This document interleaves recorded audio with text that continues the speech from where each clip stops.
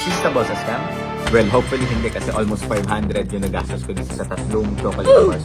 First up, Milk Crunch. Maganda rin yung packaging niya. So, buksan, ayan. Crunchy nga ba siya? Sarap.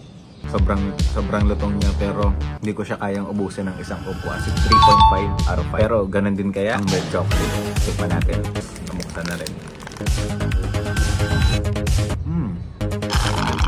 Parang ito yung kaya kong ubusin ng isang upuan. Kaya naman 4 out of 5. Pero tingnan natin. 5 out of 5 na ba? Peanut butter. Well, dapat lang kasi yung peanut butter isa sa pinaka-paborito ko. Lalo na kapag kapalaman sa tinapay. Iba yung tsura nung nakikita ko sa internet. Dito nung kitang-kita yung mga peanut butter sa ilalim. Uy! Sarap. Baka maubos ko agad ito ng isang upuan. Kaya naman, 5 stars. Nakagat ko hindi na ako. I finally tried Prime. Sulit ba? O na-scam ako dito? Unahin natin sa Blue Raspberry. Saka.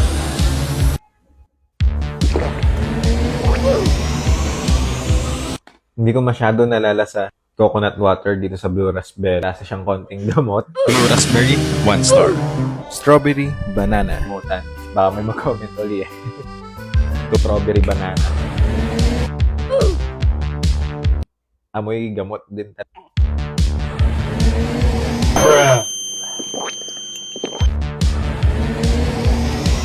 Lasa mo yung pagka-strawberry pero hindi ko nalalasa yung saging dito sa drink na to. Sobrang asim niya.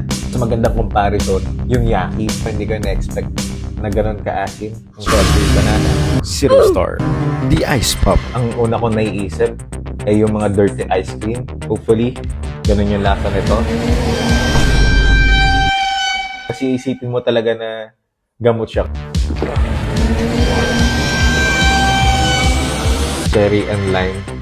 At hindi ice pop yung nalalasahan ko dito sa ice pop flavor na to. Hindi pa ako nakakatikim ng ice pop na meron cherry and lime. Ice Pop, 1 star. Up next, strawberry watermelon.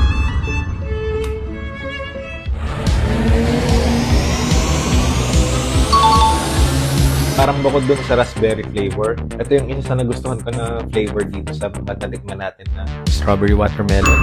3 stars.